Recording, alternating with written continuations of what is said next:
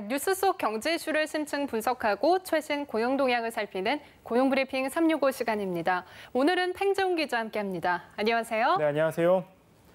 12월에 본격적으로 도입되는 오픈 뱅킹 서비스가 이번 달부터 시범 서비스에 들어갔습니다. 과연 새로운 금융 서비스는 순항 중일까요? 이슈픽에서 살펴봅니다. 네, 지난 9월 뉴워드에서도 소개된 단어였는데 어느덧 서비스가 시작이 됐습니다. 하지만 여전히 오픈뱅킹 서비스가 뭔지 모르는 시청자들도 많을 거라는 생각이 드는데요. 네, 처음 듣는 단어라면 좀 생소할 수도 있습니다. 그래서 다시 한번 설명을 드리겠습니다. 이 오픈뱅킹 서비스는 은행이 가진 소비자의 재무 데이터를 다른 제3의 업체 또는 타행과 공유하는 서비스를 이야기합니다. 조회나 이체 서비스와 같은 은행의 핵심 금융 서비스를 표준화해서 다른 사업자에게도 개방할 수 있게 하는 이른바 공동결제 시스템을 의미합니다. 이 오픈뱅킹 서비스는 12월에 전면적으로 시작을 하는데요. 그 전에 지난 11일부터 일부 은행에서 시범 서비스가 실시되고 있습니다. 네, 아무래도 오픈 서비스의 장점은 특정한 한 은행에서도 다른 금융기관의 서비스를 이용할 수 있다는 거잖아요. 이 때문에 앞으로 금융 서비스를 이용할 때 번거로움이 상당히 줄어들 거라는 전망이 지배적이더라고요. 네, 그렇습니다. 요즘 여러 은행의 계좌를 갖고 있는 사람들이 많은데요.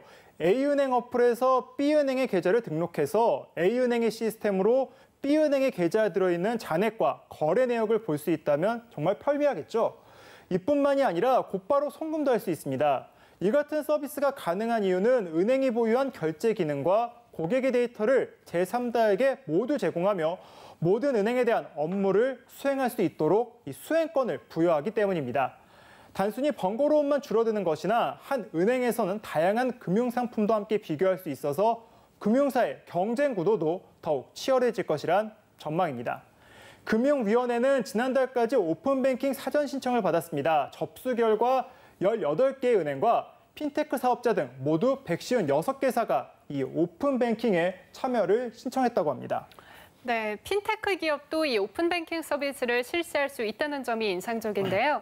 다른 나라의 경우에는 이렇게 핀테크 기업까지 통합해서 오픈뱅킹을 실시하는 경우가 드물잖아요. 네, 그렇습니다. 이 다른 나라의 경우엔 은행과 핀테크 기업이 개별적으로 제휴를 맺는 것이 일반적이었지만 우리나라의 경우엔 정부가 주도해 금융결제원이 중앙에서 공동 플랫폼을 운영하는 방식을 채택했습니다.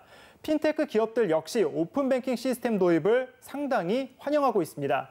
이 기존에는 핀테크 업체가 금융 서비스를 제공할 때 개별 은행과 이제 각자 제휴를 맺고 이 400에서 500원 정도 되는 수수료를 물어야 했습니다.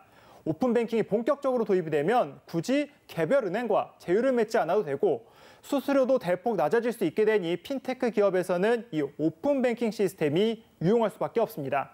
이 때문에 오픈뱅킹 서비스가 핀테크 기업의 경쟁력을 높이는 데도 큰 기여를 할 것으로 보고 있습니다. 네, 더욱이 이미 사용자들의 반응도 뜨겁잖아요. 이미 가입자 수가 100만 명을 넘어섰다고요. 네, 그렇습니다. 정말 빠른 수치가 올라가고 있는데요. 더욱이 은행에서는 일제히 가입자를 모집한 지 불과 일주일 만에 100만 명을 넘었다는 이야기도 있습니다. 하지만 뜨거운 반응에 비해서 서비스의 준비가 미비한 경우도 많았습니다. 다른 은행의 입출 부분 계좌는 조회할 수 있지만 예적금의 경우 몇몇 은행의 정보를 보고하자면 이 오류가 뜨는 상황도 있었고요. 심지어 일부러 정보를 공유하지 않는 은행도 있었습니다. 정부는 공유는 강제 사항이 아니기 때문인데요. 이 때문에 이체를 할 때 오류가 발생한 일도 있었습니다. 새로운 방식이 기존 거래 시스템과 다르기 때문에 은행 시스템 내에서 이 같은 오류를 정정하지 못한 채 시범 서비스를 실시했기 때문으로 보입니다. 네, 들어보니까 아직까지는 아쉬운 부분이 많은 상황인데요. 하지만 다음 달에 서비스가 본격적으로 시작이 되면 이 불편함도 어느 정도는 해소가 될 수 있지 않을까요? 네, 그렇습니다. 물론 앞으로 점점 더 나아질 것으로 보여지는데요. 하지만 문제점이 또 있습니다. 시범 서비스를 시작하면서 이미 과당 경쟁이 발생하고 있다는 점인데요. 시범 서비스라는 일부 은행들 사이에서는 이 오픈뱅킹에 가입할 경우 포인트를 주거나 오픈뱅킹 가입을 독려하는 메시지를 고객에게 보내고 있습니다. 이 경우 다음 달에나 서비스에 들어가는 기업들은 불리할 수밖에 없는 상황이죠. 더구나 오픈뱅킹 서비스가 모든 금융기관에 유리한 것은 또 아닙니다. 이 서비스를 강화하면 대면 서비스에 강했던 지방이나 소규모 은행의 경우 오픈뱅킹 서비스에선 상대적으로 불리할 수밖에 없습니다. 그만큼 경쟁력도 악화될 수밖에 없겠죠. 이 때문에 지방과 소규모 은행에 대한 보호 조치를 마련하고 본격적인 서비스를 실시하기 전부터 일어나고 있는 이 과당 경쟁을 막기 위해 금융당국이 좀 나서서 정리를 해야 되는 것 아니냐, 이런 목소리도 함께 나오고 있습니다. 네, 그렇군요.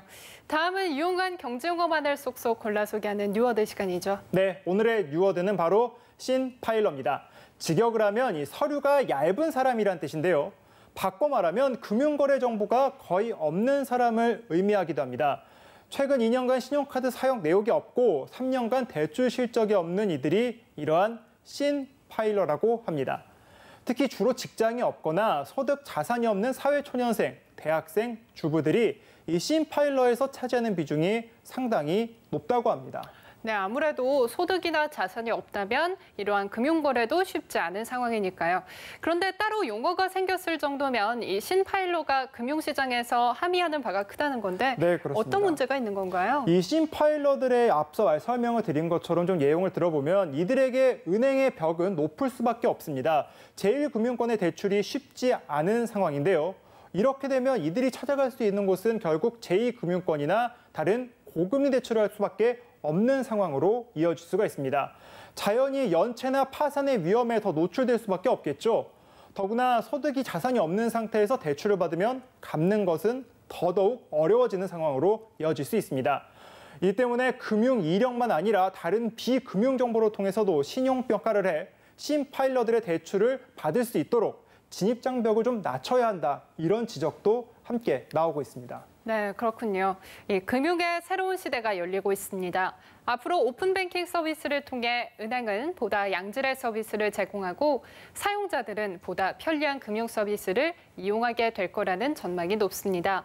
하지만 진짜 금융의 황금기를 맞이하기 위해서는 오픈뱅킹 서비스가 대형 금융기관만의 리그가 돼서는 안 되겠죠. 자칫 소외될 수 있는 일부 금융기관들의 지원 정책도 함께 이루어지기를 바라겠습니다. 오늘도 팽재훈 기자 함께했습니다. 고맙습니다. 고맙습니다.